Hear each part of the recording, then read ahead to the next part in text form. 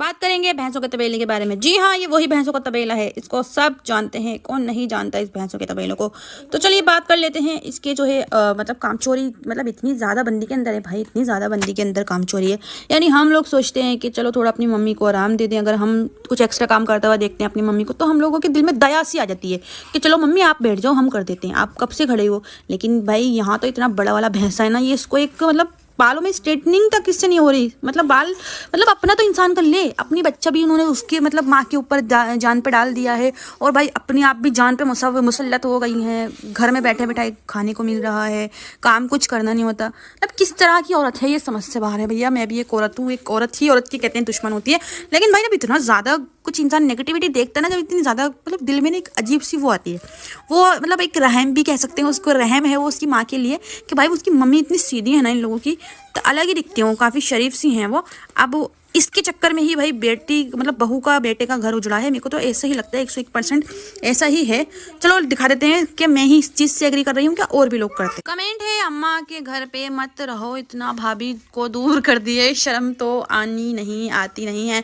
जी हाँ, देखो अब ये है फिज़ा खान का वो है कमेंट, और इन्होंने बिल्कुल सही कहा भाई, इसके चक्कर में ही हुआ ही होगा जो भी। क्योंकि देखो हम भी जानते हैं कि मतलब जो औरत अपना मेकअप बसाती है ना, वो जो है मतलब वो अपना तो घर बसा लिया उसने, मेकअप बसा लिया, घर बसा लिया, लेकिन सामने वाले का घर उसने उजाड़ दिया। क्योंकि हम जानते हैं निदा जो है ना, इतनी उसके अंदर चालाकी नहीं थी। मैंने देखा है उसको काफ़ी पुराने व्लॉग में, अब चाहे लोग उसके बारे में अभी कितना भी गंदा बोल लो, लेकिन निदा एक सच में अच्छी बहू थी। वो बहुत मतलब कॉपरेट किया है उसमें, मैंने काफ़ी उसके पुराने व्लॉग देखे हैं। कमेंट है, सास को काम करा थोड़ा, माँ के घर पति को लेकर सोती है। बिल्कुल इन्होंने ठीक कहा। कमेंट है सानिया का, और बिल्कुल इन्होंने एकदम सही बोला। ये लोग 24 घंटे मतलब अपने वहीं पे पड़े रहते हैं, मैके में पड़े रहते हैं। मतलब इन लोगों की कहते हैं मैके में जाने से इज्जत कम हो जाती है भाई, इन लोगों की तो बढ़ती है।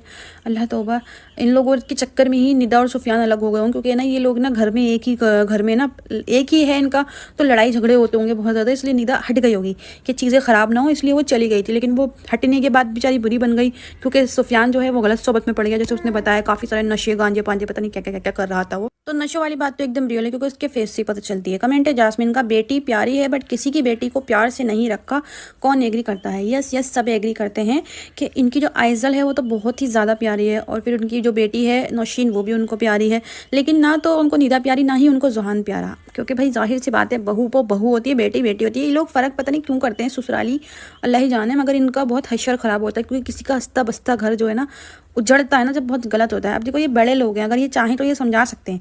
जैसे कि नौशीन की भी कितनी लड़ाई झगड़े होते थे, मगर इन लोगों ने बड़े ने बैठ के समझाया है ना, मगर इन लोगों को किसी ने नहीं समझाया। इनकी चीज़ें और ख़राब होती गई। खैर यहाँ तो किसी को कह ही नहीं सकते, क्योंकि यहाँ तो मतलब एक एक कर